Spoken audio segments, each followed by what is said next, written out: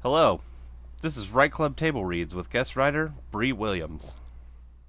Exterior lakeside night. A man, Father Noah, late 20s, early 30s, disheveled and grimy but wearing basic clerical clothing, stands silhouetted in front of a lake. His hand drops to his side, holding a cigarette. Begin flashback. Interior church day. Taylor, teens, wearing light pastel colors, slowly walks in sobbing. Their hand falls to their side, bloody, with a hole in the middle. In flashback. Exterior, lakeside, night. Father Noah's other hand is seen holding a gun with a rosary wrapped around it. He takes a drag of his cigarette. Begin flashback. Interior, church, day. Taylor's other hand is shown with a hole in it as well, with the same rosary as before wrapped around their wrist. They walk down the aisle, covered in the other signs of the stigmata. They cry out. Standing near the front of the chapel, a neat and clean Father Noah takes notice. Taylor? Taylor! Eli, Simmer, Lina, Habas, Sabanaki. Taylor falls to their knees as Noah runs to them. Dear, what happened to you? What is all this? Eli, Lima Sabanaki! They clutch Noah and cough God, up black blood. God above. Taylor, look at me. You're Taylor and stills in an unnatural position. Taylor? In flashback, exterior lakeside night. Noah raises his hands to pray and mutters the Lord's Prayer. Dude, you all right? Noah jumps and points the gun at her. Natalia, late 20s, early 30s, wearing typical biker chick clothes. She puts her hands up in defense. Whoa, it's just me, babe. It's just me. She slowly pushes the gun out of the way and pulls him into a hug. He wraps his arms tightly back around her. What the hell happened, man? I had a million texts blowing up my phone. Why couldn't you just tell me what's going on? I couldn't say through text, and you never answered your freaking phone. Natalia chuckles and pulls away. Noah's presence is that of a zombie. Eh, you need a drink? She pulls out a flask. You know I can't drink. Yeah, you're probably not supposed to smoke either, but you know. Noah rolls his eyes and takes another drag of his cigarette. So, what's up? Since when do priests pack?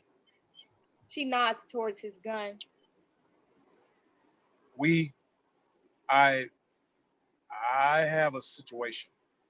He steps aside and it's finally revealed that Taylor's body is lying in the grass. The light from the moon makes them blue and the holes in their face black. Well, hell, man. I remember you having a temper, but it was more rage, quitting games, not this. Not the time for jokes here, Nat. I'm not joking. You mentioned a possession, but I thought y'all had a whole procedure or something. Something a tad bit tamer than this.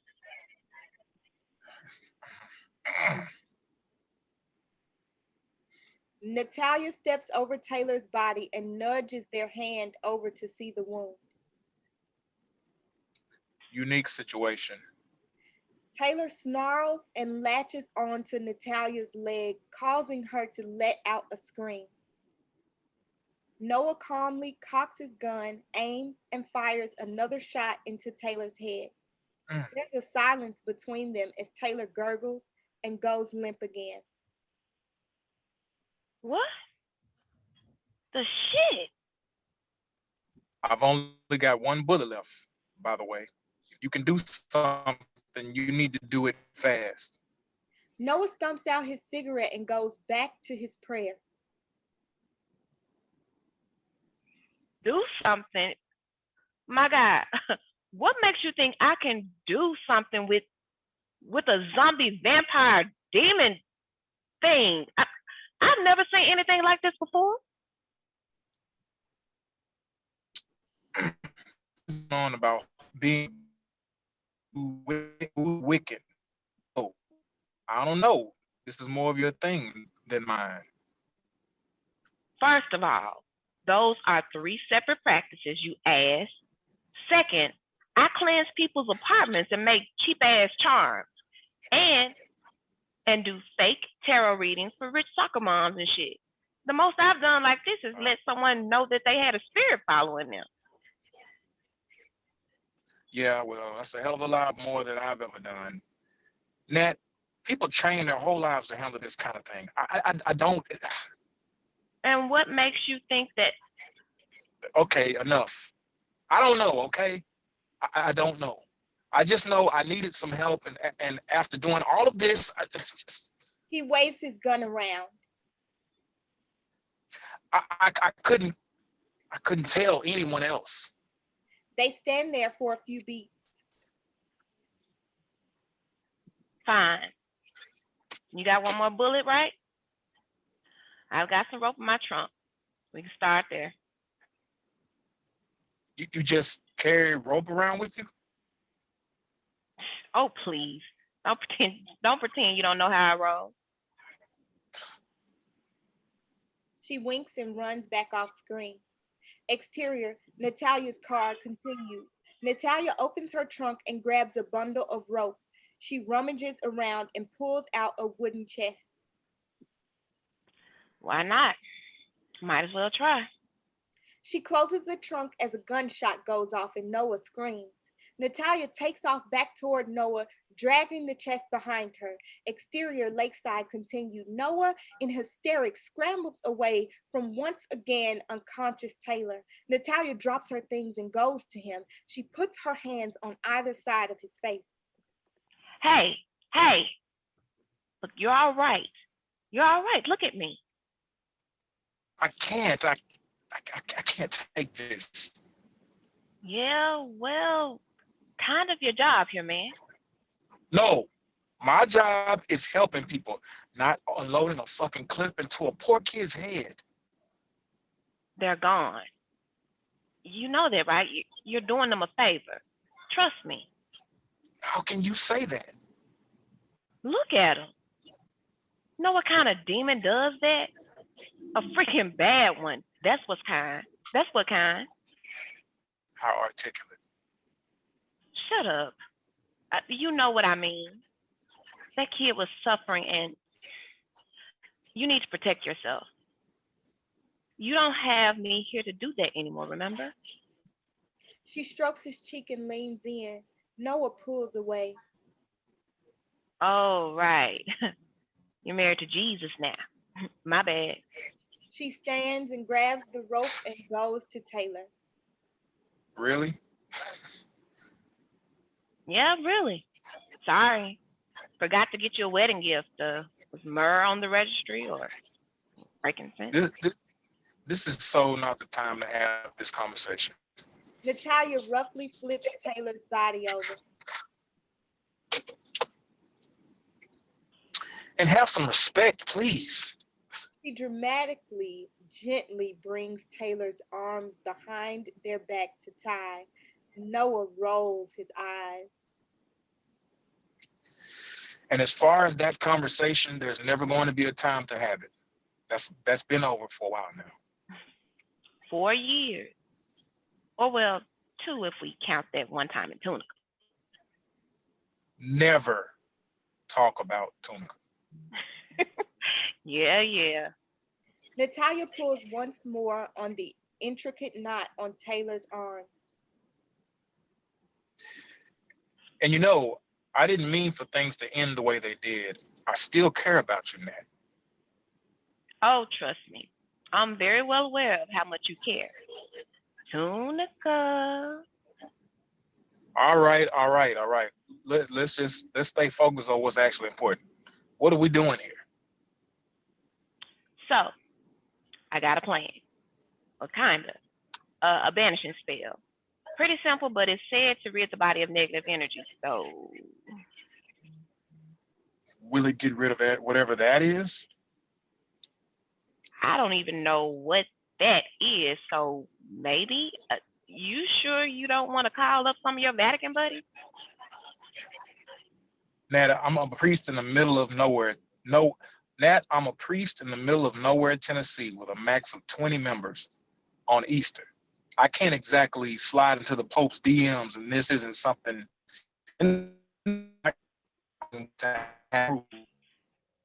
Natalia wrings her hands and goes to the wooden chest. Guess we'll have to give this a go then. She hurriedly tips the chest open, spilling out all its contents. She grabs a thick black candle, a jar of salt, and a bottle of oil. She grabs one last thing, a small muslin bag. She quietly says a prayer, then tosses it to Noah. Hang on to that. What is it? He crumples it and gives it a sniff. Sage? Yeah, and a few other things. I'm flying by the seat of my pants. Now sit. He kneels down and she begins to pour salt around him. All this is necessary?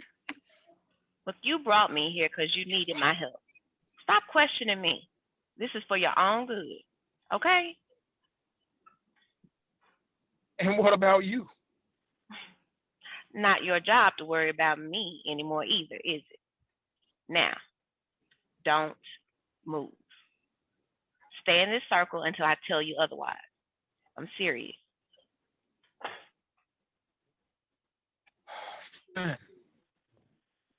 Oh, and I almost forgot. She grabs another small bottle from the pile of things and tosses it to Noah. A friend brought it back from Italy as a little gag gift, but I'm sure you'll get more comfort out of it than me. The bottle has duct tape around it with the words holy water crudely written on it. Well, you're not wrong. Natalia goes over to Taylor's body and begins to encircle it with salt as well. Taylor stirs just as Natalia completes the circle. Natalia pauses and her eyes shift back to Noah nervously. She pulls out a pocket knife and carves symbols into the candle. She sets it near Taylor's head. She pours some of the oil in her hands and closes her eyes as she runs her hands up the candle repeatedly. You aren't gonna burn that body when you're done, are you? I know that's a little thing. I know it's like a I know that's like a thing, but they should still have a proper burial. Quiet. I'm in prayer here. And no, after I'm done, hopefully, it'll just be them again. Okay. She continues the upward strokes a few more times, then sits back, breathing deeply. Taylor stirs again, this time their eyes, what's left, fully open. They thrash around, grunting, and as their legs near the salt, they let out a primal scream. Nat! Don't move. Both Noah and Taylor are still. Natalia continues to breathe deeply in meditation. I don't feel good. My head hurts. Tears run down Noah's face. Please, it hurts. Taylor looks over to Noah. Father, please, forgive. Didn't mean to scare you. Noah holds up his rosary and begins the Lord's Prayer again. Taylor hisses and turns away. Goddesses of the east that watch over us, goddess of air, I do summon thee to witness my rights and guard my soul. Taylor turns their attention towards Natalia and snarls.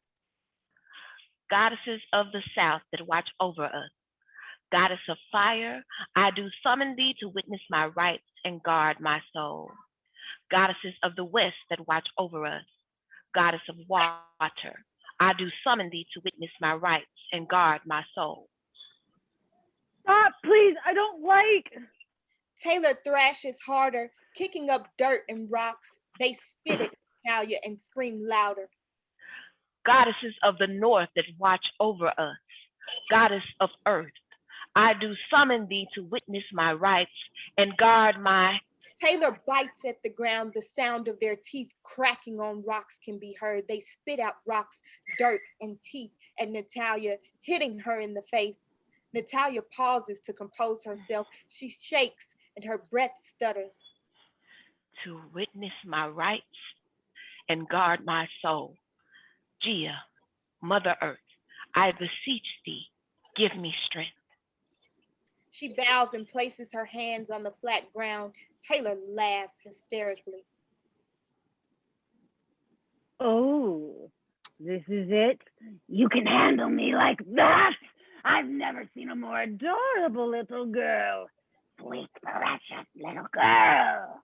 Taylor wiggles and inches closer to Natalia, only to stop at the edge of the salt circle. They stick their tongue out and taunt as if they're going to lick it. Better hurry before I chomp, chomp, chomp again. They let out another laugh. They pull at their ropes and you see blood dripping from them as it tears their skin. You hear their shoulder pop out of place as they manage to unnaturally ease their arm out of the restraints. Noah stands clutching the rosary in one hand and the protection bag in the other. Nat, Taylor flops their arm up near their head and makes little scratching motions with their fingers.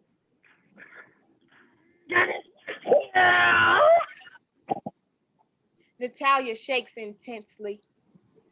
Give me strength. Taylor begins gnawing at the ground again, as close to the salt as possible. Elements within my mind and body, banish the unclean before me. Take away the evil. Take away what cannot be seen. Set this vessel free. Grotesque choking noises come from Taylor as they continue to eat away at the ground, gulping down the dirt. The ground slightly shifts and causes a little of the salt to fall away with it. Noah tenses up like he's ready to pounce, but he looks down at his own salt circle. Nat, you need to hurry. Natalia pulls out a lighter and lights the candle. Elements within my mind and body, banish the unclean before me. Take away the. Taylor takes one more big bite, causing the dirt and salt to fully crumble away, breaking the circle. They launch out with their mangled arm and grab Natalia by the throat. Natalia grabs hold of the arm and lets out a choking sound. Take away. Taylor smiles and pulls them closer to each other as Natalia tries to hold her ground. She closes her eyes and lets out a squeak of a scream. Noah charges in, tackling Taylor, bringing all three down together. He wraps the rosary around Taylor's neck, strangling them, and begins pouring the holy water over what's left of Taylor's face. Taylor lets out another scream and the water sizzles. Taylor releases Natalia and she gasps for air. Finish the damn spell. Taylor claws at the rosary. Natalia grabs onto the base of the candle and steadies herself. Elements within my mind and body, banish the unclean before me. Noah betters his grip on Taylor and positions the cross of the rosary on their face.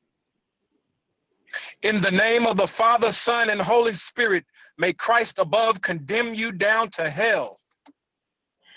Take away the evil. Take away what cannot be seen. Set this vessel free. Taylor roars and the candle's flame triples in size in response. Hold steady. Natalia stands over them and pours the melted wax on the cross, sealing it to Taylor's face. She takes a step back and closes her eyes. After a long pause, all sound silencing, she takes a deep breath and blows out the candle. The sound rushes back in at full volume. The smoke from the wick wisps towards Taylor, and just before they can inhale it, it dissipates. All at once, everything settles and Noah releases a limp Taylor. Noah and Natalia's panting is the only sound. After a few beats, Noah goes to Natalia and puts his hands on her shoulders. She begins to sob. Hey, hey, you're all right. You're all right. Listen, look at me.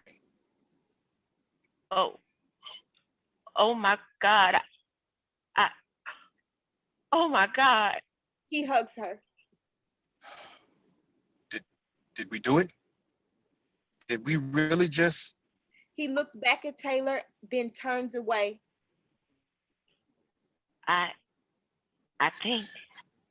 She pulls away and slightly nudges Taylor's body with her foot. Seriously? How the hell else would I check?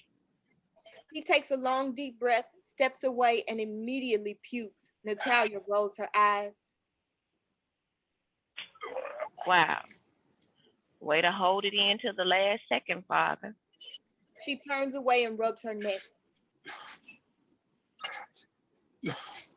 It's just the adrenaline. This isn't my usual thing. Not mine either, man. Hey, you worried your sky daddy gonna know you helped me with magic? Natalia, please, give it a rest. Seriously though, you saved my life. I told your dumb ass to stay put. Oh, I'm a dumbass. Did you have to sit that close to do that? Okay, you got me there. Just thank you. Thank you too. They stand side by side looking over Taylor. What now? They have any family or? No, I'm just behind the chapel. It's getting chilly enough for a bonfire, right? Wait, so you are going to burn their body? You got any better ideas? I mean, a closed casket, definitely, but Natalia, hey, whatever you think is best. You just seem so dead set on the no burning before. it's settled. Fine. Do whatever, dude. She nudges him with her shoulder and he winces. He holds his hand and grimaces in pain. You okay? Yeah, I must have cut my hand with the rosary or something.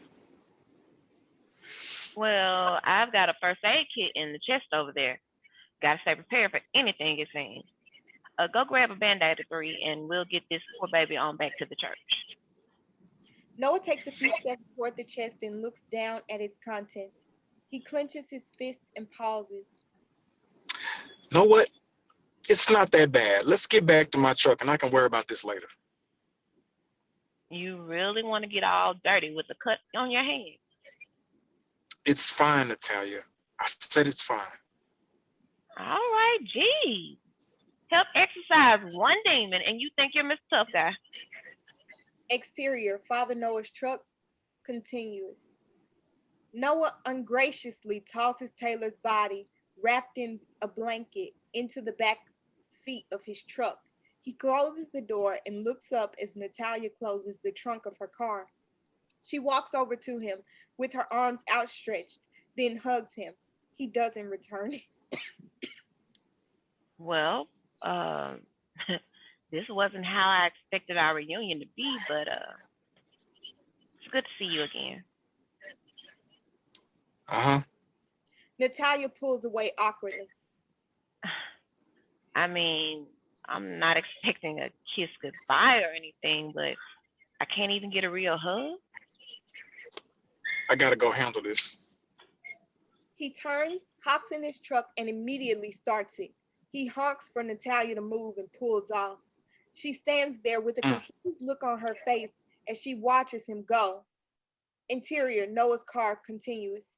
Tears run down Noah's face as he looks in the rearview mirror at Natalia. A painful, almost psychotic smile is strained across his face as he lets out a sob. He shakily removes his hand from the steering wheel. On it, a deep gash gushes blood. End. Let's give up a round of applause for Bri. Very, very good. So we're gonna go ahead and move on to the feedback portion. I'm gonna ask during the feedback that you provide a nice little intro of yourself. Let's do name, hometown, which for most of y'all is probably gonna be Memphis, and favorite movie. Also your connection to the craft, and then you can give your feedback. So again, that's name, hometown, favorite movie, connection to the craft, feedback. And I'll put that in the chat too so that y'all don't forget. Who we're gonna start with, you ask?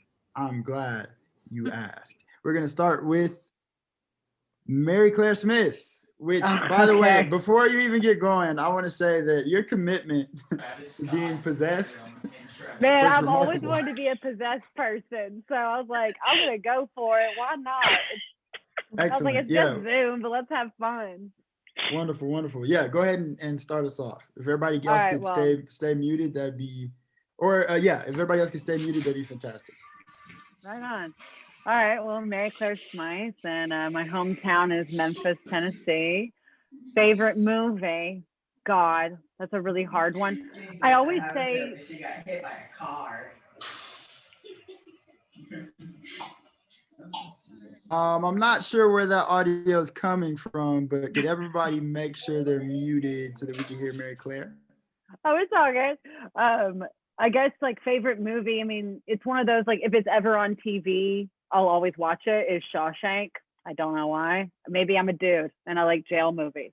But let's see. And what else do I need to say? My feedback or my connection to the craft? Huh? Connection to the craft of filmmaking, and then. Oh, okay, right on. Good Lord, I've been an actor / attention seeker since I was a little kid, and I'm just now getting into writing myself. I actually wrote something pretty funny, but I haven't fleshed it out yet to put it in the thing. So I'll bring it in sometime when I'm done with it. And then feedback. I mean, I just had fun being possessed, so I was just paying attention to being demonic for a good minute there. But I really could visualize it. Like I can see it happening. I feel like for some reason I kept feeling blue tones like in my mind when I was thinking of it, like those dark, scary, demented colors. So I don't have anything else to say except that was fun. Good deal. Thank you very much, Mary. We're gonna move on to Essex Barry. I know we didn't get to hear from you there, sir. So looking forward to hearing your feedback here. Essex, are you there? Yeah, I'm here. Go right ahead. Name, hometown, favorite movie, connection to filmmaking, and feedback. I'm Essex Berry. I'm from Columbus, Ohio. I'm an actor. And what else do we need? Feedback? That's it? Yeah, favorite movie, connection to filmmaking, and feedback. Or you can just skip straight to feedback. yeah. I don't know. I can't really give feedback. It's tough. I don't want to give feedback. It's just it's too tough to give feedback from one table read. And I don't know.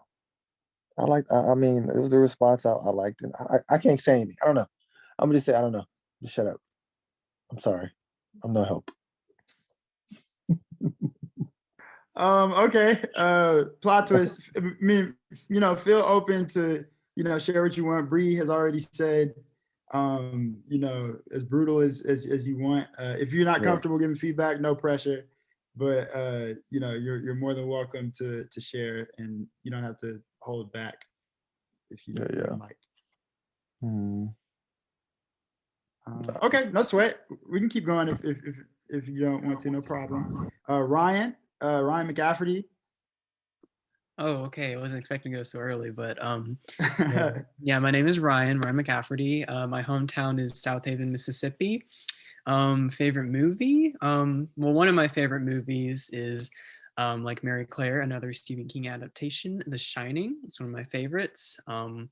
I also want to give a shout out to the movie Modern Times, which is amazing. I watched it recently for film class, and it's just fantastic. It's one of my favorite movies right now, but I just want to give a shout out to that.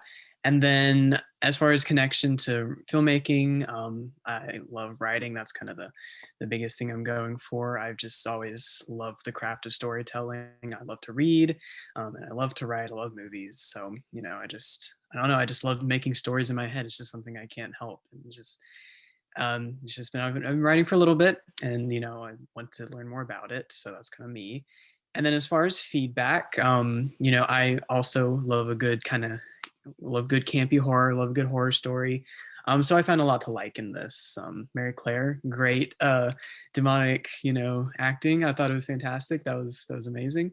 But yeah, I thought it was really interesting. You know, I like contained stories, so you're able to do like a story, you know, like contained setting with a few characters. I think when you're able to get a lot out of that, that's really impressive. And so I thought there was a lot you were able to do with this. Really, really interesting characters, really good scenario, and I enjoyed it a lot. And you know, just good job. That's all I have to say. Great, thanks so much, Ryan. We're gonna move on to another character, Brandon Person, who played Father Noah. Go ahead with your feedback, please, sir. Okay, first I'm gonna apologize in advance for the cars whirring past me. After I got through reading, I had to pull off. But I do remember what my feedback is. I'm fine. I'm not looking at the phone, just so y'all know. My name is Brandon Person. I've been living in Memphis most of my life. I was born and raised here. I got into the writing aspect of this through acting. I've been acting for about 7 years, and the more cerebral I become, the more I realize how therapeutic the writing part is. So let me go straight into my favorite movie. I think Mary stole it. She stole it.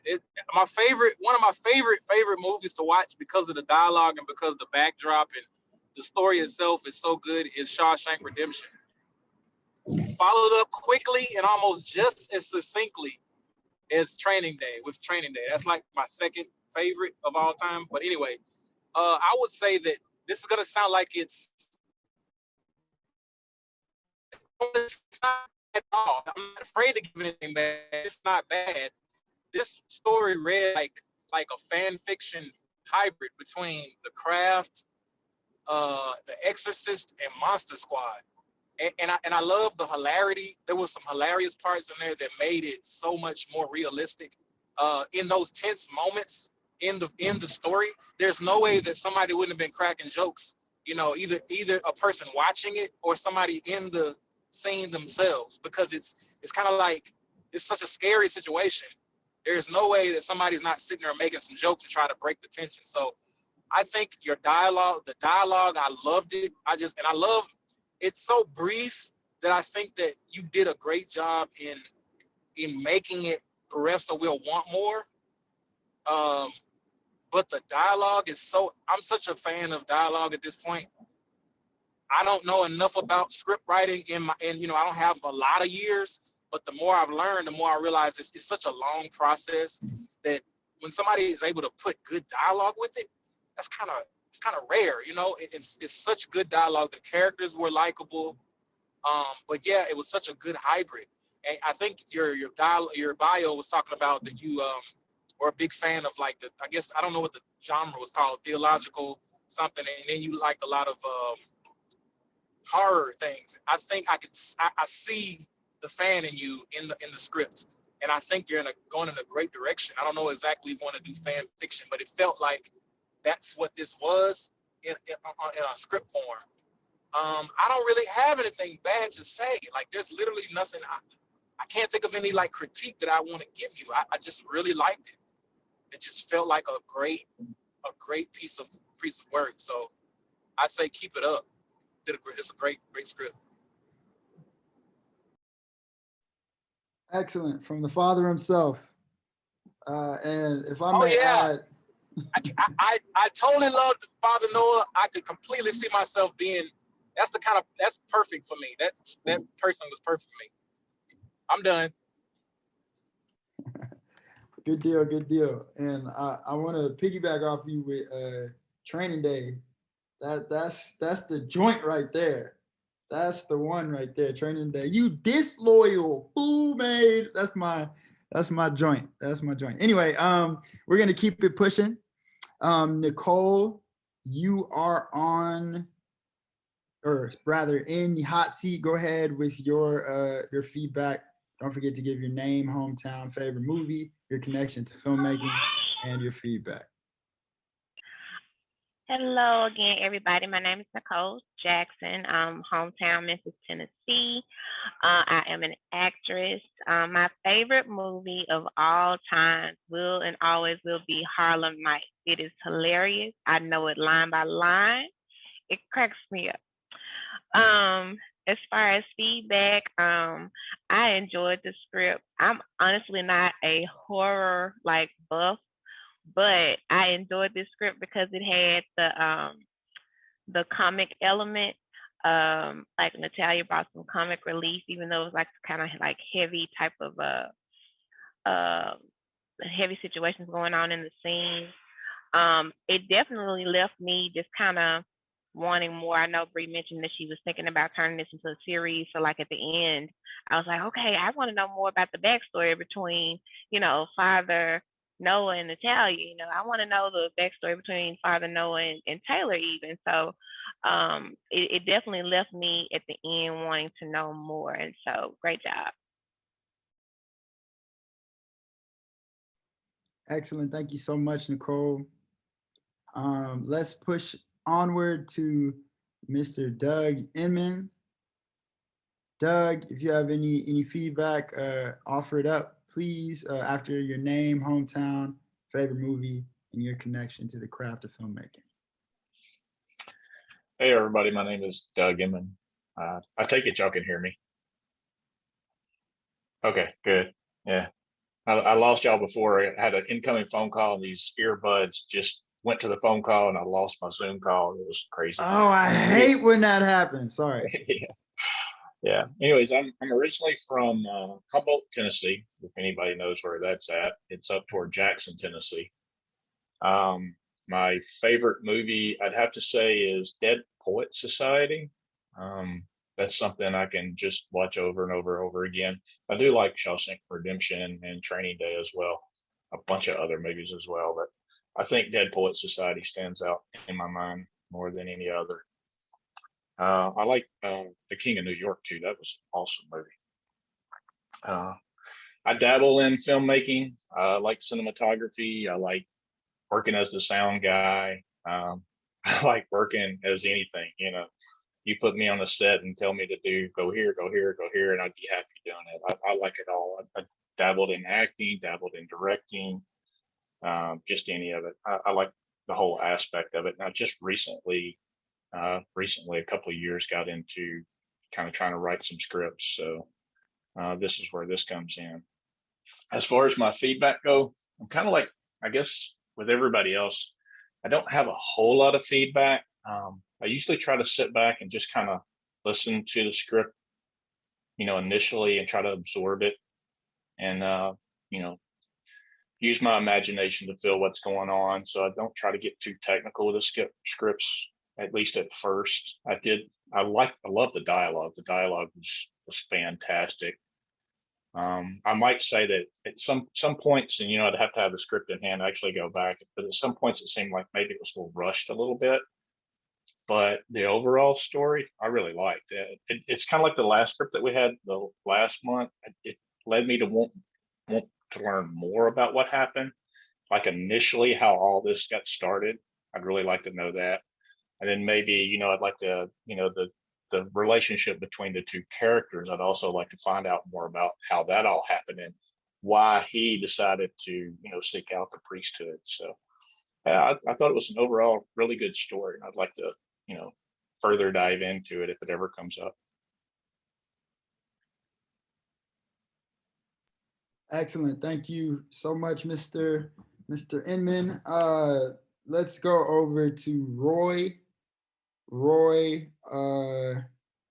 if you're available, feedback, name, was it name, favorite, no, name, hometown, favorite movie, connection to filmmaking, and your feedback. Okay. Hi, guys. I'm Roy Langston. I'm originally from Louisville, Kentucky. I lived in Los Angeles for a long time.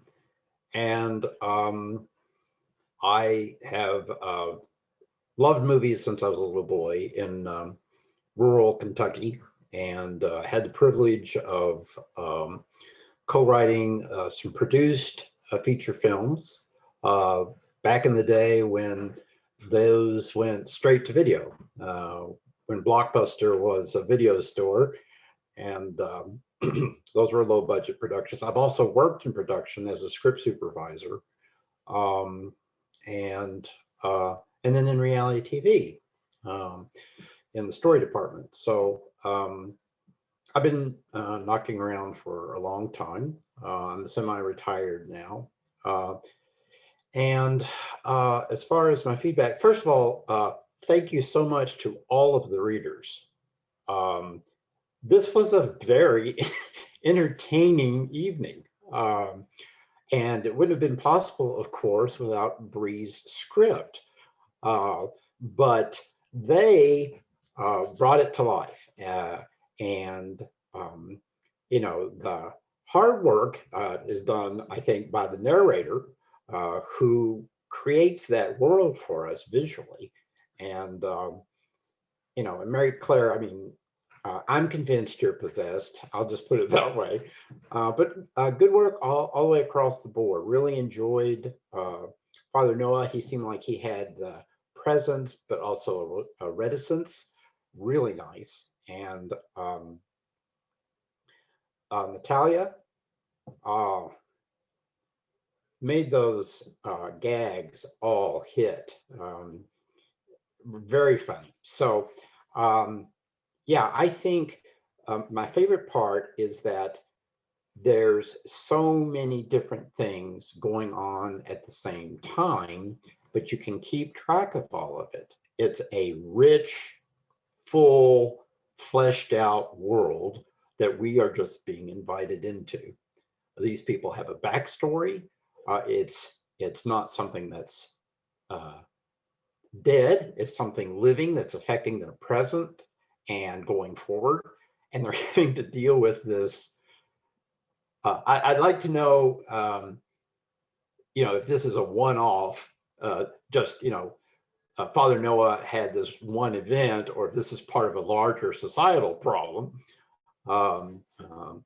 And I guess my only reservation, and this is really more of a request than a criticism, is in the end when Father Noah is pulling away and we discover that he has a gash on his hand and he has probably been possessed. We see that the smoke doesn't get inhaled, it dissipates. That's a pretty standard trope. And so the request is, since you've been so inventive and creative otherwise, is there something you can give us either other than that or in addition to that, or can you dress that up? That's something I'd like to see. And maybe it happens in the next scene, but well done. I enjoyed it all. Thank you, everybody. Fantastic, fantastic. Let's keep it pushing. Kate Mobley, name, hometown, fave movie, connection to filmmaking, and feedback. My name is Kate Mobley. I am originally from Duluth, Georgia. Favorite movie, Princess Bride. Can't help it. Watch it every time it comes on. Connection to film, I'm an actor and writer. here in Memphis. Feedback, Bri, I really did enjoy the script. It read really fast. It didn't seem as long as it actually was. So it was really great. I felt that instant connection and the long-term connection between Natalia and Father Noah. So that was really good right off the bat. I felt that. I didn't understand when she said rage quitting games. I don't know if that's a local way to say something that you're really mad or something, but I didn't understand that. I also feel like Natalia is more fleshed out than Father Noah. I think that you spent a lot of time on Natalia and you just kind of let Father Noah kind of sit in a box. So I'd like to see him maybe possibly just a little bit fleshed out. I like the fact that you had Christianity and the Wiccan practice existing in the same horror genre to fight evil. I enjoyed that integration. Let's see. Oh, the scene where the demon is struggling and eating the ground, I could really picture that in my head. So you did a fantastic job of writing that, because I was like, oh God, I could see the teeth and the spitting of the rocks. I also noticed the comedic moments. So that was a good beat or two. On page 16, it says exercise and not exorcise. So before you submit that, try and change that. And also at the end, I noticed that they were talking about burning the body, but they just wrap it up in a blanket and stuff it in a trunk. So I don't know if that's an inconsistency or if I missed where they said they were just going to do that later. So you might want to tie that up. But I think that's it. I really did enjoy it. Like I said, I loved the way you wrote it and how quickly it was. Everybody did a fantastic job of reading. So thank you, Bri, for sharing this with us. Excellent. Thank you so much, Kate. We're going to move forward with Stafford Eccles. Stafford, you know the drill, your name, hometown, fave movie, connection to filmmaking, and feedback. I'm Stafford Eccles, screenwriter based in Chicago. Favorite movie, I don't know, Tori, I got a lot of them. I'm a film buff, so I can't just pick one, man. You can't put me on the spot like that. And with my critique, I just want to say, Bri, phenomenal job. Like I just love the way that I seen a comfortability in your writing that most writers don't have, and it was a good page turner, attention getter. You knew what you was talking about. You your voice, and that when I read that type of work from writers, it's encouraging. So like I said, just keep, like I said, you might have to change up, tidy up a couple things, like if you want to sharpen up a little bit, but for the most part you did a terrific job with this story. So like Doug stated, it makes you want more, like the one we read last month. So just keep doing what you're doing, and man, you got my support if you try to bring this thing to life. Also kudos to Mary for bringing that possession to life. She did a damn good job with that. So yeah, a good read tonight, guys. Excellent. Thanks, Stafford. Let's move on to Ron Gephardt. Some guy named Ron. Hey, good evening. Ron Gephardt. I'm from Findlay, Ohio originally. So Mr. Barry, O-H, you got it. But I've lived in Memphis for over 40 years now, so I can say y'all with the best of them. I'm on a favorite movie, I guess I'd have to go with Citizen Kane for no good reason, and it's an oldie but goodie. And as far as my life, my connection with the film industry or whatever is going on right now, I have been retired from teaching at Southwest Tennessee Community College, Shelby State, when I started there, theater primarily, and that's been most of my life. And I guess when I retired about 10 years ago, I started getting more and more involved with the film community. And with this recent pandemic, I'm finding that the film and theater folks are going to get together a lot more these days. And it's probably a good thing if we got to look at any bright spot out of this. And on one of my scripts, I had my film friends record it this past fall.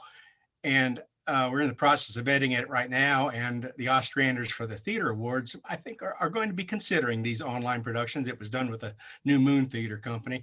And I think it's going to be a nicely recorded film-like recording of a stage play. So I'm really kind of excited to do that. I'm also closing in on the last story out of about 25 in a volume that are all related together, looking at about 60,000 words and 200 pages, I think. Nice little volume, a collection of stories. So I'm kind of getting anxious to start plugging that around. As far as feedback for the play, play, that's me, play, what can I say? Good snappy dialogue tonight. I thought it moved along nice. Love the humor too. And I like the way it kind of knocked on the door at camp too. I'm not sure whether that was intentional or not, but it got to that point where I said, "Oh, this is fun," and I completely bought into it.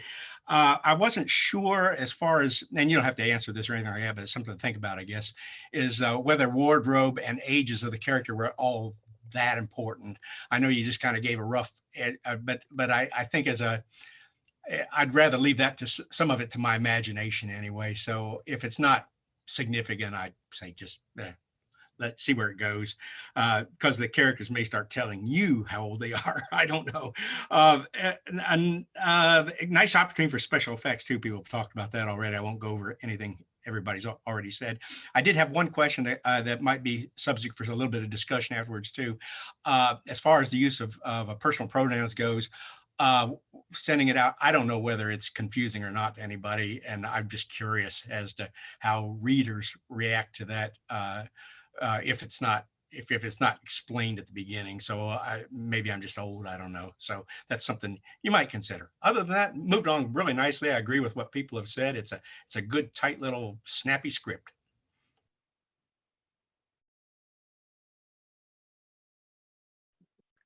I'm muted.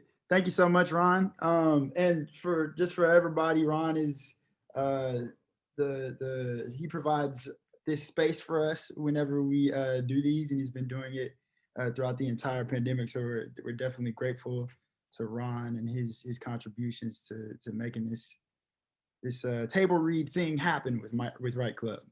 Let's keep going. Timberly, you are up next. Let us hear what the Queen has to say.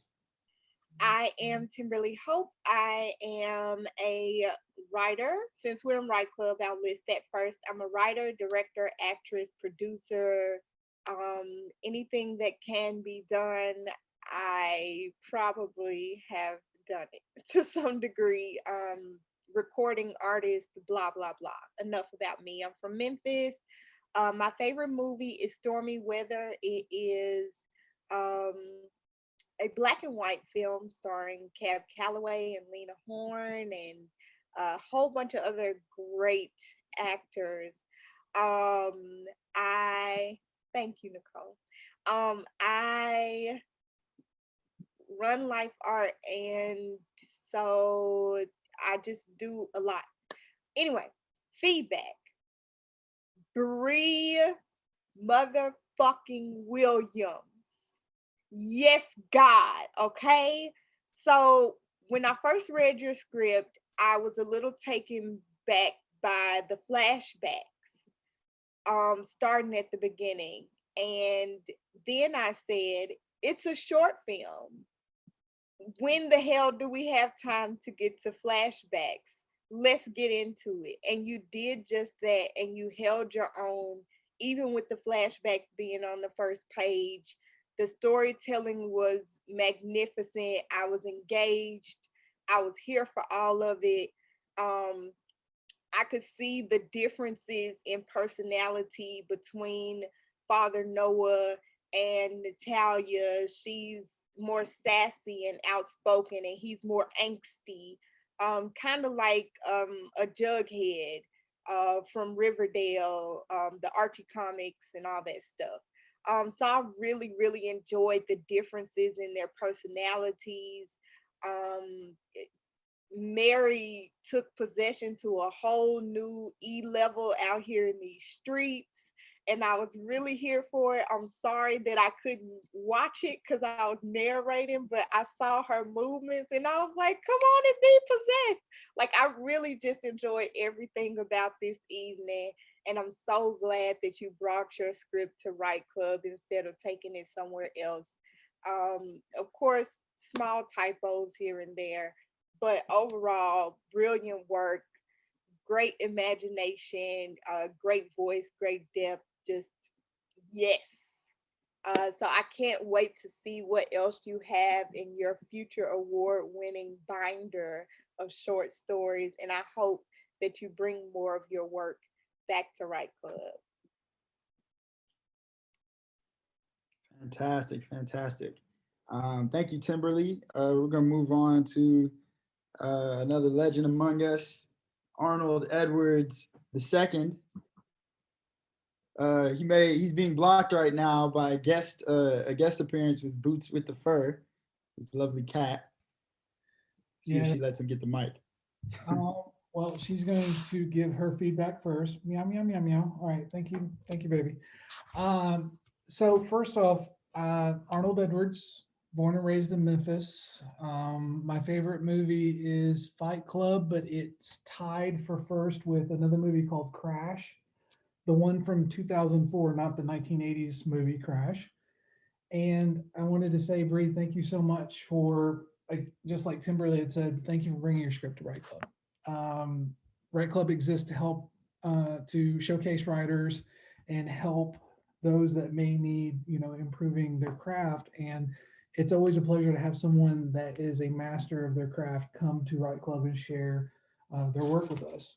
The readers, thank you so much for breathing life into the script. Of course, I'm repeating what everyone has said already, but you definitely deserve the props. It makes it very enjoyable to digest when we have readers that are really vested into the material.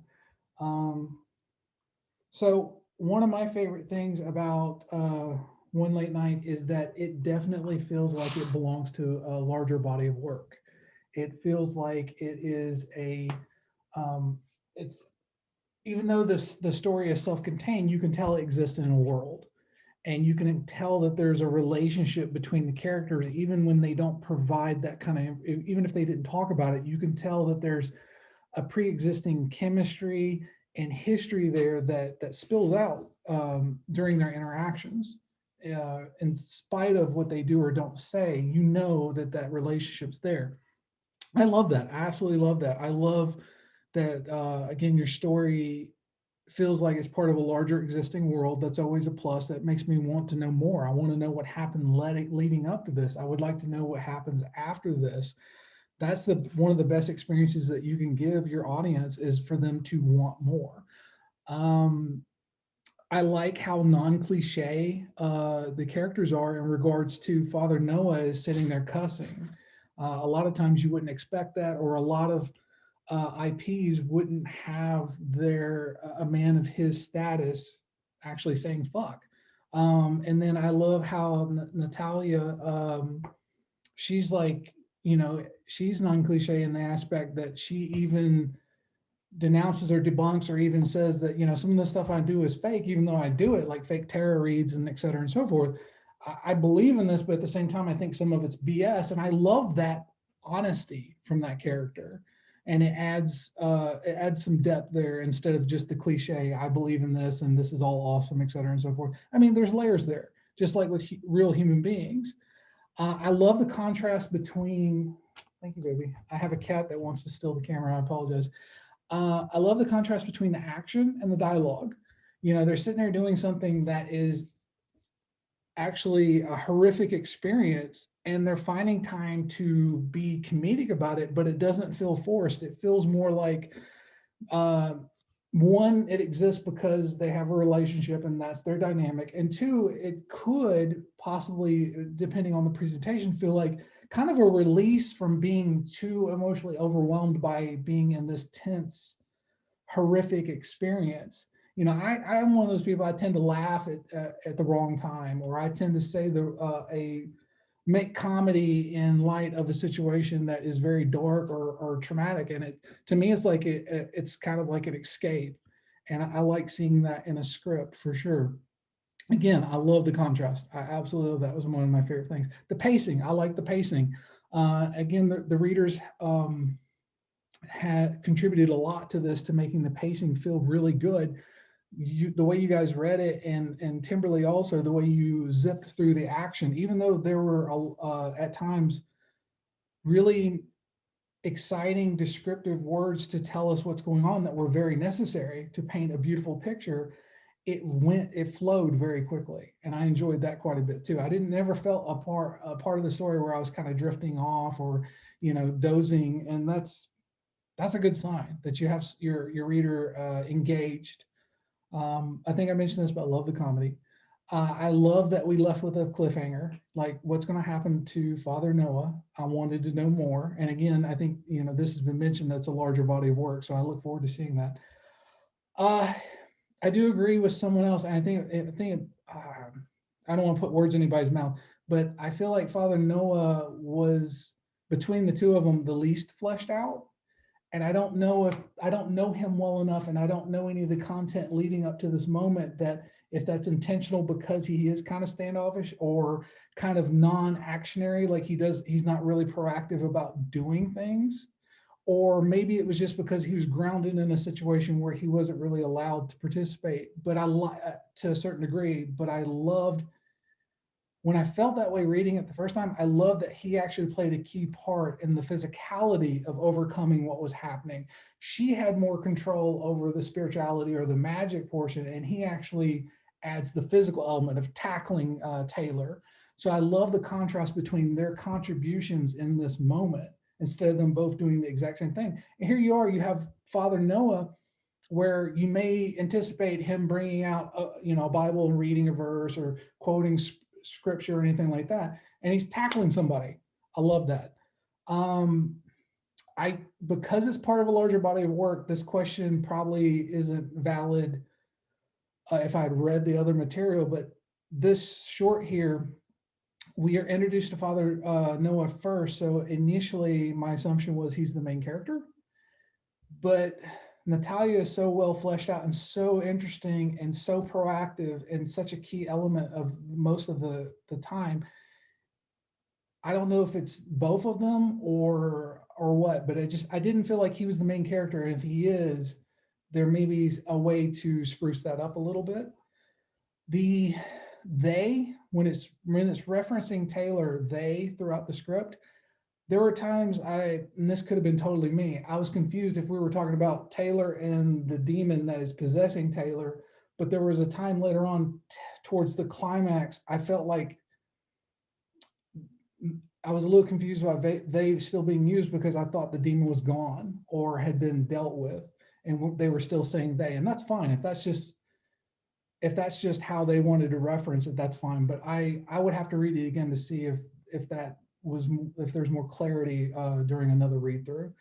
And the back and forth on the burning body, for me, I read it one way and the readers read it another way, and that helped a lot, because initially when I read it my way, I was like, I wasn't sold on him changing his mind. But when the readers read it, I really loved how I changed my opinion on that, because he went from like, this is inappropriate, we don't need to do this, to wow, this situation was really effed up and we're going to burn this body and get rid of it. That was my impression of that. So again, I'm going to wrap it up. Sorry I wrote a book. Thank you so much, and great script, great story. Thank you, Arnold. It was a great book. We all enjoyed reading it or hearing the audiobook. Thank you so much. And now for our next book, David Merrill. Please drop the gems that I know you're ready to drop. You're muted, sir. Oops, can you hear me now? Okay. Wow, there's there's a lot to unpack here. Fortunately, it's good. Um, so I just have to chime in with with the rest of the choir and say that the dialogue is fantastic, and in a lot of paranormal or horror or supernatural stuff, everybody seems, at every moment they're always, they're very serious because every situation is tense or scary or stressful or tense and scary and stressful, all at once, or you're moments away from these things. But Bri's script manages to weave in and out with moments of, there are moments of real humanity, and actually even some moments where there's some humor, where you feel like, okay, these people are real, which kind of harkened back to a film, an old film that's a favorite of mine, The Prince of Darkness, written and directed by John Carpenter, which also deals with, in some ways, it deals with demonic possession. I don't want to go into the story too much, but I would suffice to say that, if you haven't seen it, it's worth a look. If you like scary movies, if you got in kind of like the Halloween kind of a mode, and you want to pop some popcorn and watch something that's really creepy and atmospheric, Prince of Darkness, watch this film. The other films, the other things that I would mention are that the other thing I would say is that exorcism films, are something, and the paranormal is something that's kind of, close to me. And I would say, full disclosure, I am working on a series of stories now that deal with an exorcist or exorcist investigator character. So I've watched a lot of these films. I grew up Catholic. I went to a Catholic grade school, so I'm kind of hardwired to be frightened as hell by these films. I was in my teens when I saw the Exorcist movie, the one by William Friedkin, which is, as far as I'm concerned, even as an adult, it is still a scare the pants off of you kind of a film.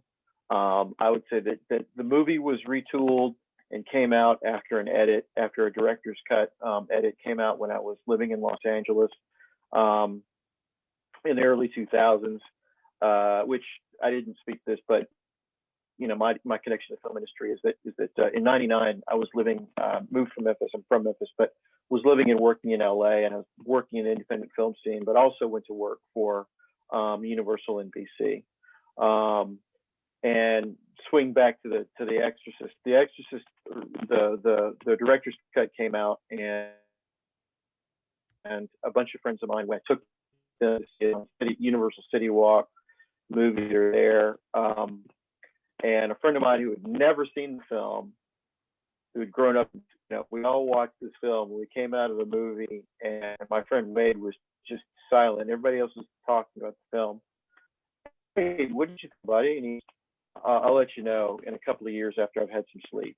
So it really affected him, which these films, can do if they are, if they're written, at the right timbre and with the right amount of, if the notes of terror track to the right way, or the right chorus. So having said that, there are parts of it that that I really enjoyed. I enjoyed the dialogue and I enjoyed the characters.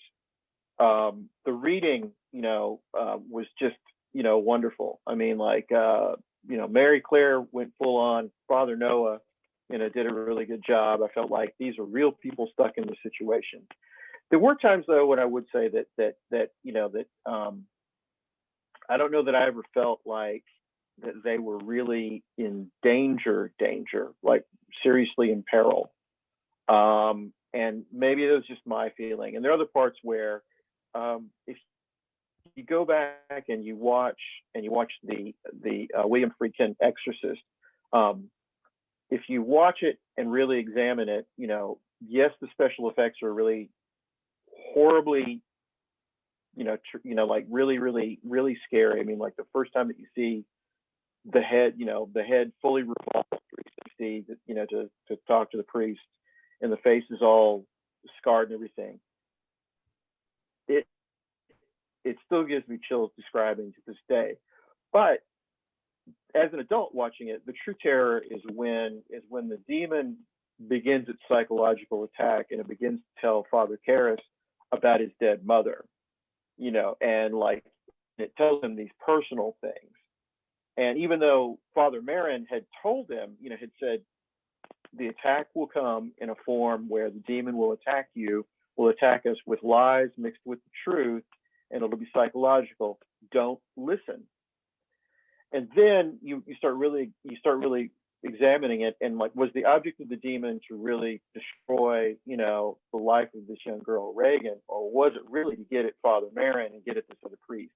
Because it was really sort of this, it's not just a simple, you know, dust up between, you know, these priests and the devil. It's really like a chess game between God and the devil. And also I would add that I've read a lot of stuff on this subject, and there's an author that I would advise Brittany to check out. That his name is Matt Baglio. And so he wrote a couple of books called, he wrote The Rite of Exorcism, Myths and Mystery, and Hostage to the Devil. He's also written a couple of screenplays, or co-written a couple of screenplays. There was a film based on his book called The Rite, 2011. And then he also wrote a true story, because he's a journalist. This is nothing with exorcism about. It was called Argo. It was the rescue of people in Iran during a hostage situation back in the 70s. And there was a fake film production, science fiction production that went on, that was produced, but it was actually it was a plan. It was a sham film production in order to rescue these people. But that's just an aside. But Matt Baglio is the name of the man that has written several good books on exorcism. If you wanted to look those up to, you know, kind of like add a little bit of flavor to your, you know, to your work. But you know, I think you're on a good track, and it, you know, it also passes the test of, you know, I'd like to see more. So, you know, it had me engaged, and had me wondering, like, what's going to happen to these people. I've also had a lifelong fascination with, you know, with voodoo or voodoo. The Serpent and the Rainbow, another fine film, but The Serpent and the Rainbow is actually based on a book of the same name, which is also really good, and I highly recommend it. And when we can all travel again, if you get the chance to visit there's a museum, a Vaudin museum in New Orleans, and there's a high priestess there that will take you on a tour, and she'll explain to you many of the cultural artifacts based around that religion. It's actually a really beautiful, interesting religion. A lot of people, you know, it gets this kind of, you know, in media, it gets this like spooky, you know, weird, you know, vibe to it, which it does have, you know, but, you know, there again, I can understand that, you know, from the outside in, even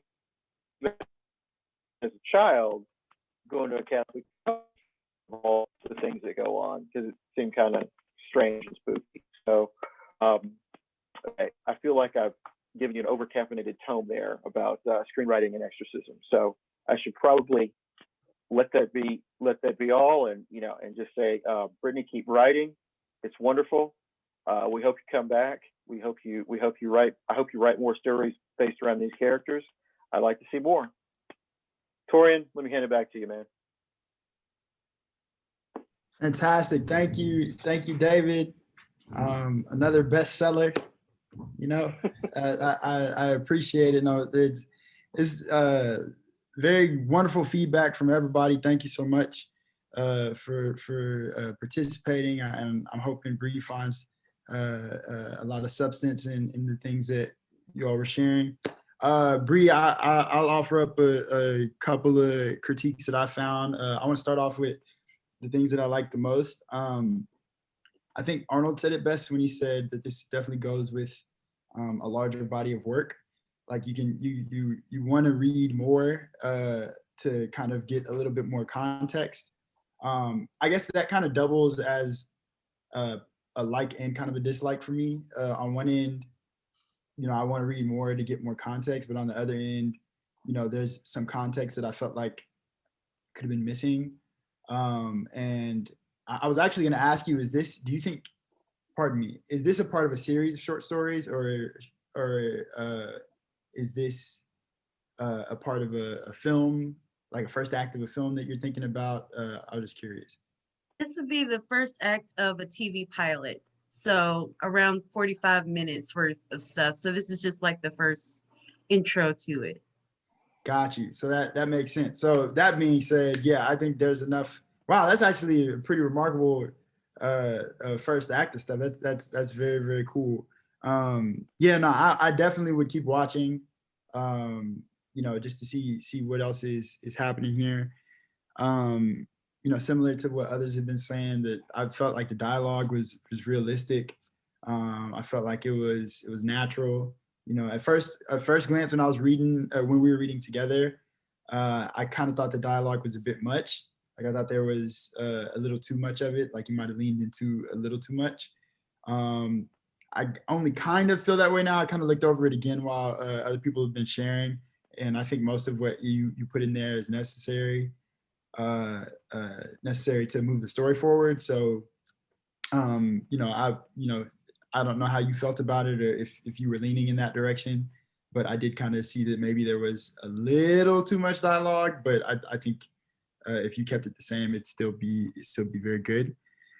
Another thing that I really liked was kind of a new take on some of these like kind of church figures, like to have a priest that's cursing and kind of openly using profanity and a part of the exorcist in a very kind of grimy way. I thought that was very interesting. I think you don't see that very often.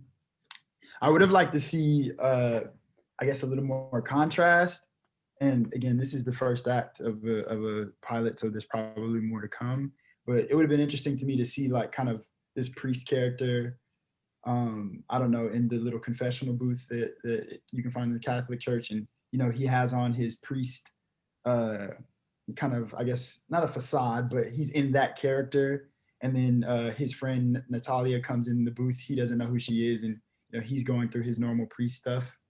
And then she reveals that it's her, and then he starts cursing and being kind of more normal. I think that contrast could kind of hit harder and kind of make it pop a little bit more as to who this character is and what it is he's about and what he does. Cool. So, but yes, the kind of newness of that character was absolutely something that I found to be very interesting. I also thought it was interesting that this exorcist took place in a church. I feel like you don't see that very often. Like it's usually in somebody's basement or outside or something like that. And maybe I just haven't watched enough horror films, but this one, I haven't found many demonic things that are actually taking place within the church. Usually that's kind of like the sacred ground or the, I don't know. Well, the actual exorcism was like away from the church. Taylor just showed up at the church and then they went somewhere else. Oh, pardon me. Then I misunderstood the context there. So ignore that completely. But on to some of the more, I guess, critiques. I kind of have light critiques and then like heavier critiques. None of it's bad per se, but just like kind of the heavier critiques are more like overall concept. On the light critique side, though, I think it said Eli Lima Sabathani. I'm pretty sure that's Eli Lama Sabathani, which is Lama. By the way, I'm what they call in the streets a nitpicker. So a couple of these things are gonna sound real nitpicky. My Hebrew is also, I'm so sorry. Got you. Yeah, I'm pretty sure it's Lama Sabathani. It was also really fun hearing Mary Claire say it differently every time she approached it. That was really funny. I think I saw the word hurriedly misspelled in there one time. So I would just say like, do a good spell check, before you pitch it or anything like that. At one point in the script, I forget what page it was, but it said something about Natalia reciting like the Lord's Prayer. And then her dialogue that followed was like a part of her incantation. So I didn't know if I didn't know if that was like a accident, like it was supposed to be the Lord's Prayer there and then the incantation, or if like you were just saying she does it and then the next dialogue that followed that was the incantation. But I don't know. I thought I'd just bring that up. That's not a big deal. I mean, I'm pretty sure your director would figure out what to do there. There are a few times where you mentioned like after a few beats, like you kept bringing up beats in your script. I would avoid that when you don't have to. Like I might say something like, you know, they stood still for a moment or they waited, like kind of lean more into trying to find the best way to describe it in terms of action, instead of like giving like a technical term. I don't know if that makes sense. There was a moment where, and again, I didn't write the page down for this one, but like, "It's fine, Natalia" was said by Father Noah. And then like her reaction to it was as though he yelled at her, but like, again, nitpicking, the way it was written, it just had periods. So like, I kind of received it as "It's fine, Natalia." And I think it was meant to be like, "It's fine, Natalia," or something that's a little bit more exclamatory. So I'd just be mindful of that in that moment. There was a moment where like it said like Natalie instead of Natalia. So, you know, just be mindful of that. And then on page 11, oh, I don't understand what this note is that I wrote, so I'm gonna skip it. So on to the heavy critiques. There's just a couple of them. There was a moment where, actually, no, I already gave my heaviest critique. Yeah, and I'm gonna let that one. Yeah, no. Actually, those are that's all the feedback I had. Yeah, but I was very entertained. I definitely wanted to see it. I definitely want to see more of it whenever it's ready. And I think you did a good job. Before I kind of open it up to you to, you know, respond or ask questions of us or whatever, I want to make sure I didn't leave anybody out. Did anybody not get to speak? Fantastico. So yeah, Bri, feel free to, you know, respond to what you've heard. If you have, you know, any points of clarity that you would like, you know, go ahead and ask for that now, but the floor is yours.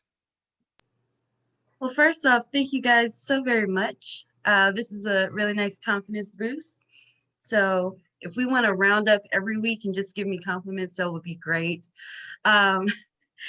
But other than that, a lot of great feedback. One of the things I focus on more than anything is always dialogue. So I'm glad that people appreciate the dialogue. I will be making sure to double check with all the grammatical stuff and everything. I've been writing for about 15 years and I'm not a great speller or anything else. I just like telling stories. So I will work on that. I'm really glad you guys appreciate kind of the contrast of the two characters. As far as Father Noah goes, he was kind of like, he's just a good guy. And I didn't really put that much more to his personality. But as I'm still, like I said, this is just the first act of a pilot. So as I am working more so on the story, I'll get a bit more deeper into what his full backstory is. Like I said, for my bio, I like badass good girls. So Natalia was obviously my focus in writing. But Father Noah is a part of her story as well. So I do need to make him a little bit more interesting. But yeah, I like fun horror stories. So I'm glad everybody had a little bit of fun with this. Yeah, I'm just glad you liked it. That's pretty much it.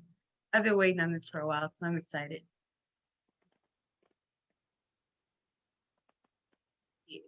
No questions or anything?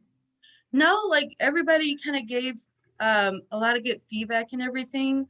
My main worries whenever writing like short stories, I'm definitely more of a long haul kind of person. So I always worry that there's not enough information in a shorter story that people can get the full thing.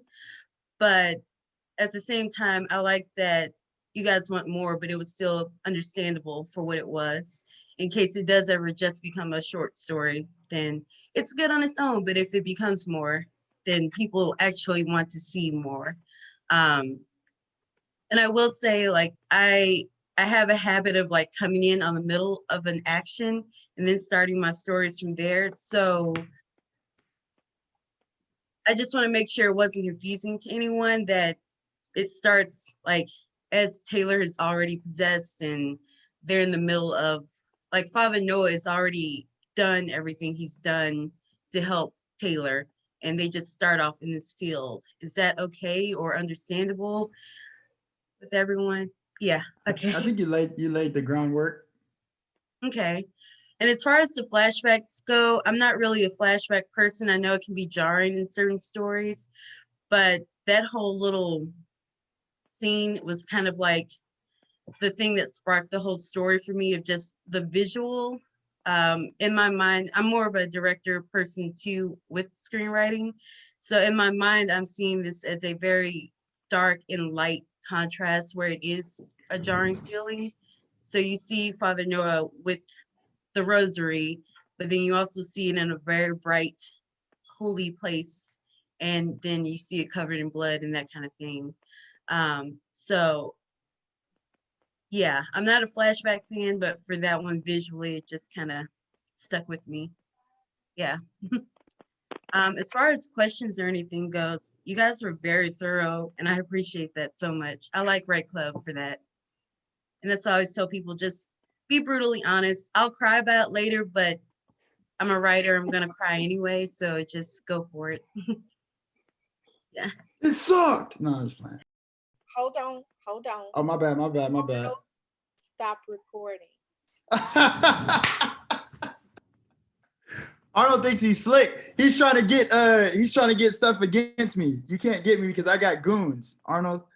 I got goons, and they look out for me. Timberly, I fuck with you, and I want that on the recording. This is Right Club Table Reads with guest writer Bri Williams. That was more of like an SNL kind of. All right, there we go. Good night, everybody. Good night. Bye, all. Love you. Good night.